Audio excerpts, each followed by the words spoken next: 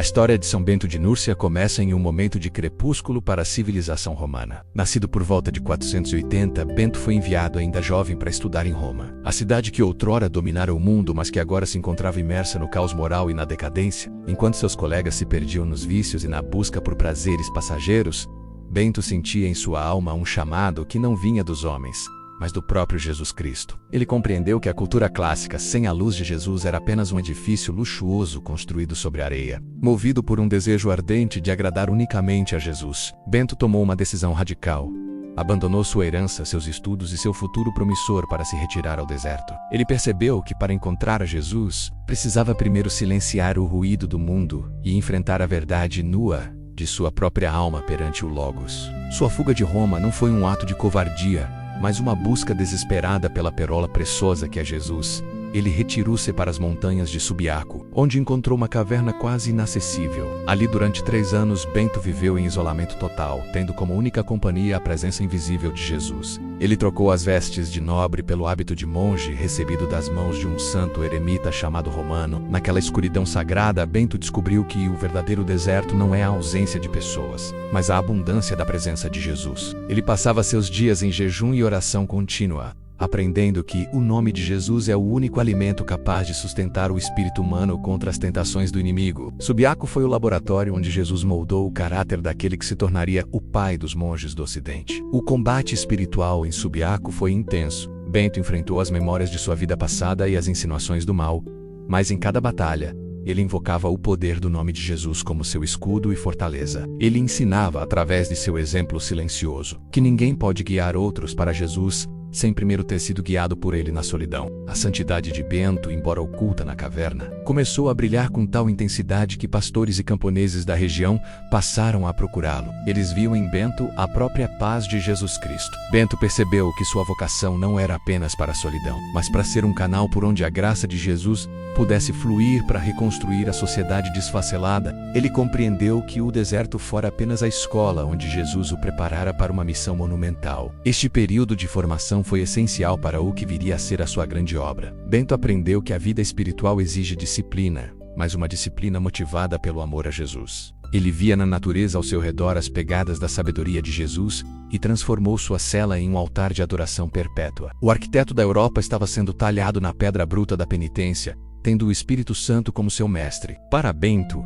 a fuga do mundo não era um desprezo pela criação, mas uma busca pela fonte de toda a criação, Jesus Cristo, o Verbo eterno. Ele estava pronto para sair da caverna e fundar comunidades onde o nome de Jesus seria a lei suprema e a única razão de existir. Ao olharmos para o início da trajetória de Bento, aprendemos que a renovação da igreja sempre começa no interior do coração transformado por Jesus. Bento não buscou mudar o império com decretos políticos, mas buscou mudar a si mesmo através da obediência a Jesus. Ele provou que um único homem, totalmente entregue a Jesus Cristo, pode se tornar o alicerce de uma nova civilização. Subiaco permanece na história como o lugar onde o Ocidente redescobriu o valor do silêncio e da escuta da palavra de Jesus. Bento de Núrcia, o jovem que preferiu a Jesus acima de todas as glórias romanas, estava prestes a erguer o mosteiro de Monte Cassino, o farol que iluminaria os séculos de sombras com a luz de Jesus.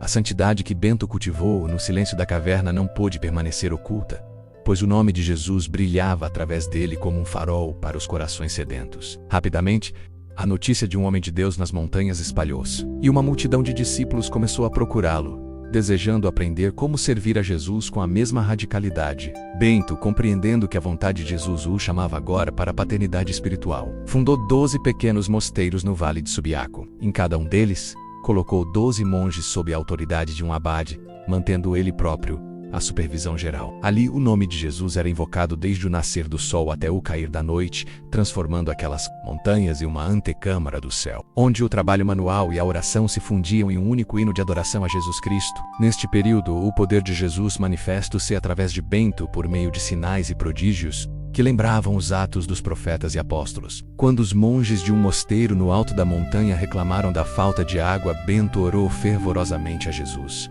e uma fonte brotou milagrosamente da rocha seca, provando que Jesus cuida das necessidades básicas daqueles que o buscam em primeiro lugar. Em outro episódio famoso, quando a lâmina de ferro de uma foice caiu no fundo do lago, Bento mergulhou o cabo de madeira na água e, pelo poder do nome de Jesus, o ferro flutuou e unou-se novamente ao cabo. Para Bento, esses milagres não eram para sua própria glória, mas provas tangíveis de que Jesus é o Senhor da natureza e que nada é impossível para aquele que deposita sua confiança absoluta em Jesus Cristo. No entanto, a luz de Jesus em Bento também despertou a resistência das trevas. Um grupo de monges de um mosteiro vizinho, achando a disciplina de Bento rigorosa demais para seus corações mornos, tentou assassiná-lo. Durante uma refeição, ofereceram-lhe uma taça de vinho envenenado. Bento, seguindo seu costume de colocar tudo sob o senhorio de Jesus, fez o sinal da cruz sobre a taça. No mesmo instante, o vidro estelracou-se como se tivesse sido atingido por uma pedra, revelando a cilada maligna. Com uma serenidade que só o Espírito de Jesus pode dar, Bento levantou-se e partiu, perdoando seus agressores, mas deixando claro que a proteção de Jesus é um escudo invencível para os seus servos. Ele ensinava que o nome de Jesus é a nossa segurança contra todos os venenos do mundo, físicos ou espirituais. A inveja humana, porém, não descansou. Um sacerdote local chamado Florencio, movido por um ciúme diabólico da influência de Bento, tentou destruir a comunidade enviando mulheres de má fama para tentar os jovens monges. Bento, movido por uma sabedoria que vinha diretamente de Jesus, percebeu que a perseguição era dirigida contra a sua pessoa. Em vez de lutar com armas humanas, ele decidiu retirar-se para não ser ocasião de pecado para o seu inimigo. Ele compreendeu que seguir a Jesus muitas vezes exige o sacrifício de deixar para trás o que se construiu para manter a paz e a caridade. Bento partiu de Subiaco levando consigo apenas o amor de Jesus e a certeza de que o Senhor o conduziria a um novo campo de batalha espiritual. Este bloco revela que o caminho de Jesus é cercado de milagres, mas também de provações. Bento provou que a verdadeira autoridade espiritual não se impõe pela força, mas pela fidelidade ao nome de Jesus em meio às contradições. Ele mostrou que o seguidor de Jesus deve estar pronto para o eixo do constante, sempre seguindo a coluna de fogo que é a vontade de Deus.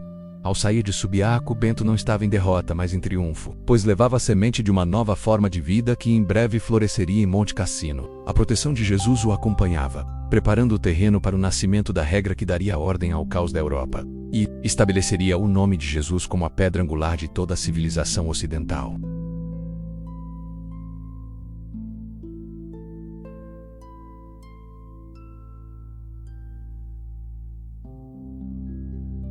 Por volta do ano 529, guiado pela mão de Jesus, Bento chegou ao cume do Monte Cassino, um lugar que ainda carregava as sombras do paganismo ancestral. No topo da montanha, existia um antigo templo dedicado a Apolo, onde o povo local ainda oferecia sacrifícios vãos. Bento, agindo como um verdadeiro apóstolo de Jesus Cristo, não hesitou. Derrubou o ídolo, destruiu o altar pagão e cortou os bosques sagrados que serviam à idolatria. Em seu lugar, ele ergueu duas capelas, uma dedicada a São João Baptista e outra a São Martinho, estabelecendo ali o trono de Jesus. Monte Cassino deixou de ser um lugar de trevas para se tornar um farol de luz espiritual, onde o nome de Jesus seria proclamado como o único e verdadeiro Senhor do universo. Ali, Bento começou a construir não apenas muros de pedra, mas uma comunidade de almas dedicadas inteiramente ao serviço de Jesus. Foi no silêncio e na majestade de Monte Cassino que Bento redigiu a sua obra imortal, a Regra de São Bento. Inspirado pelo Espírito de Jesus, ele sistematizou uma forma de vida que equilibrava a disciplina rigorosa com a discrição e a caridade. O coração da regra reside na máxima de que nada deve ser colocado acima do amor a Jesus. Nihil amore Christi. Bento compreendeu que a vida monástica não era uma fuga da realidade, mas uma escola de serviço ao Senhor Jesus. Ele organizou o Dia dos Monges em torno do ofício divino, a obra de Deus onde a voz da comunidade se unia em louvor rítmico a Jesus Cristo. A regra de Bento transformou o mosteiro num corpo vivo, onde cada membro, sob a autoridade do abade, procurava refletir a obediência e a humildade do próprio Jesus. A famosa divisa, ora e reza e trabalha menos, nasceu da profunda convicção de Bento de que toda a atividade humana pode ser santificada por Jesus. Ele ensinava que o trabalho manual não era um fardo, mas uma participação na obra criadora de Deus e uma forma de servir a Jesus através do serviço aos irmãos e aos pobres. Nas oficinas e nos campos de Monte Cassino, os monges trabalhavam com a mesma dedicação com que oravam na igreja, sabendo que o olhar de Jesus estava sobre cada gesto. Esta integração entre a vida espiritual e a vida prática tornou-se o segredo da estabilidade beneditina e o motor que reconstruiria a Europa devastada. Bento mostrou que, sob o senhorio de Jesus, Até o arado e a pena do escriba se tornam instrumentos de salvação e de cultura. A regra também estabeleceu a hospitalidade como um encontro direto com Jesus. Bento ordenava que todos os hóspedes que chegassem ao mosteiro fossem recebidos como se fossem o próprio Jesus Cristo, com os pés lavados e o coração acolhido. Ele via no estrangeiro e no necessitado a presença oculta do Salvador, transformando o mosteiro numa casa de paz para um mundo em guerra. A autoridade do abade, por sua vez, deveria ser exercida com a mansidão de Jesus. Lembrando sempre que ele teria de prestar contas ao Supremo Juiz, Bento criou uma estrutura social baseada na justiça, na misericórdia e no nome de Jesus, oferecendo um modelo de civilização que transcendia as tribos e as fronteiras do antigo império. Monte Cassino tornou-se o arquétipo da ordem cristã. Através da regra, Bento deu à igreja uma ferramenta poderosa para converter e educar as novas nações que surgiam. Ele não escreveu apenas para monges, mas para todos os que desejavam encontrar o caminho da vida em Jesus. A sabedoria de Bento residia na sua capacidade de tornar o evangelho praticável no dia menos a menos dia, mostrando que a santidade em Jesus está ao alcance de quem sabe escutar a voz do Mestre. São Bento de Núrcia, o arquiteto de Monte Cassino, gravou o nome de Jesus na pedra e no tempo, assegurando que mesmo no meio do caos, a luz da verdade de Jesus Cristo continuaria a brilhar através da oração e do trabalho de mãos dedicadas ao céu.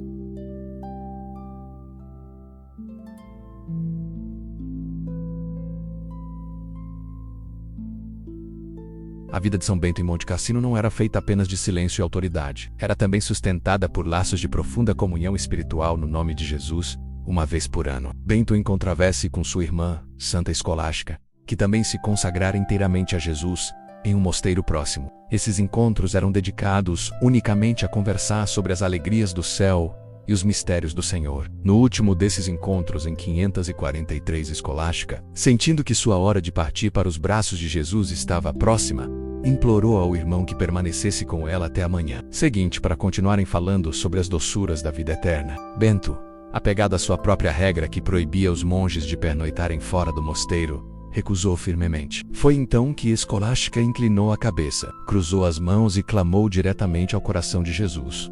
O que aconteceu em seguida foi uma manifestação gloriosa da soberania de Jesus sobre a natureza e as regras humanas. Mesmo com um céu limpo, assim que Escolástica terminou sua oração a Jesus, uma tempestade violenta e um dilúvio desabaram sobre o lugar, impedindo que Bento e seus monges dessem um passo para fora. Bento, surpreso, exclamou: "Que Deus te perdoe, irmã. O que fizeste?" E ela respondeu com uma sabedoria que vinha do próprio Jesus: "Eu pedi a ti e não me ouviste. Pedi ao meu Senhor Jesus e ele me ouviu." Bento compreendeu que naquele momento a caridade de Escolástica prevalecera sobre a sua disciplina. Eles passaram a noite inteira em vigília, mergulhados na presença de Jesus Cristo. Em um diálogo que já era um antigozo do banquete celestial, 3 dias após este encontro, Bento, em sua cela, teve uma visão extraordinária enviada por Jesus. Ele viu a alma de sua irmã subir ao céu na forma de uma pomba branca, brilhando com a luz puríssima de Jesus.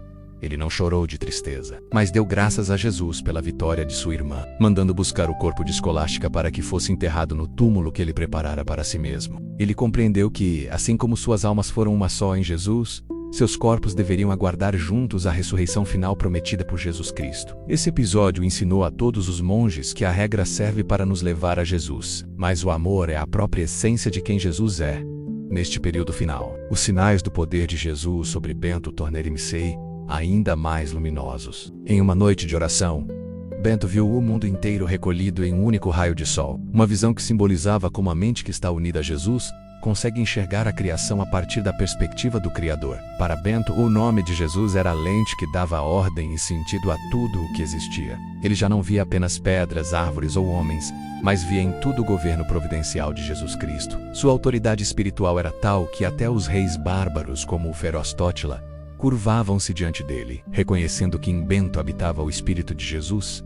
Este bloco nos mostra que a santidade de Bento era completa, porque unia a ordem à ternura. Ele provou que o seguidor de Jesus deve ser firme como uma rocha, mas flexível como a graça quando o amor o exige. O encontro com Escolástica e as visões finais de Bento preparam o cenário para sua própria transição para a eternidade. Ele estava pronto para deixar a terra, pois já vivia com o coração mergulhado na luz de Jesus. Monte Cassino não era apenas um mosteiro, era o lugar onde a terra tocava o céu pelo poder do nome de Jesus. E Bento era o porteiro fiel que guardava essa entrada com humildade e adoração.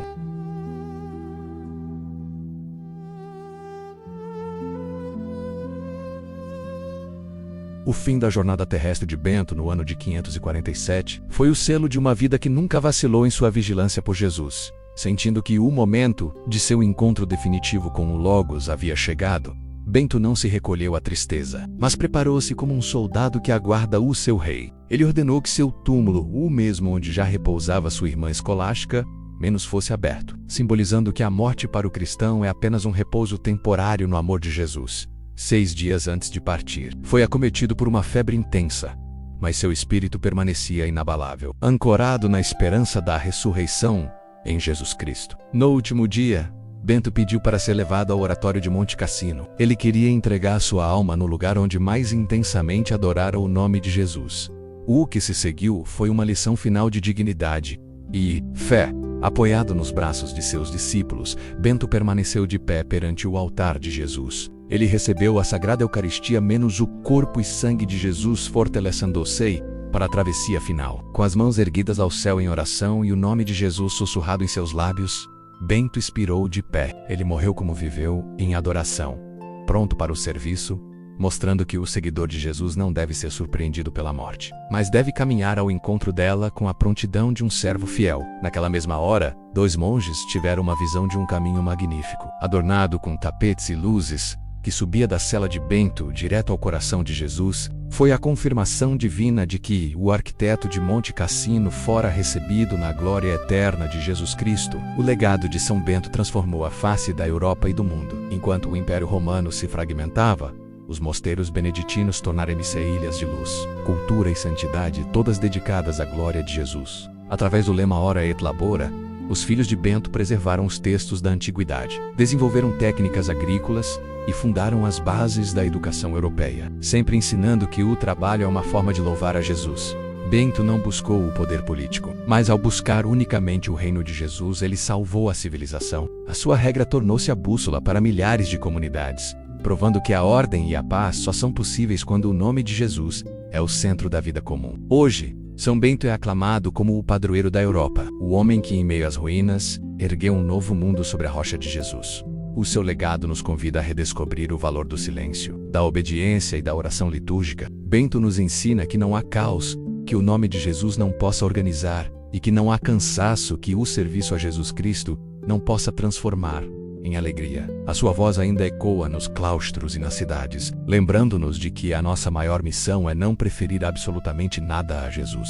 O arquiteto da Europa descansa em paz, mas sua obra continua viva em cada coração que escolhe viver o cotidiano como um altar sagrado para o Senhor. Ao encerrarmos este episódio, somos chamados a construir os nossos próprios Monte Cassinos interiores. Bento nos mostra que a santidade não exige feitos extraordinários, mas a fidelidade extraordinária no ordinário da vida, feita por amor a Jesus. Que o exemplo deste homem de Deus nos inspire a sermos sentinelas da luz em tempos de escuridão, mantendo sempre o nome de Jesus como a nossa primeira palavra ao acordar e a nossa última prece ao dormir. São Bento de Núrcia, o patriarca que ensinou o Ocidente a rezar e a trabalhar, permanece na glória de Jesus, intercedendo para que nunca nos cansemos de buscar a face do Mestre, que é a nossa única e verdadeira paz.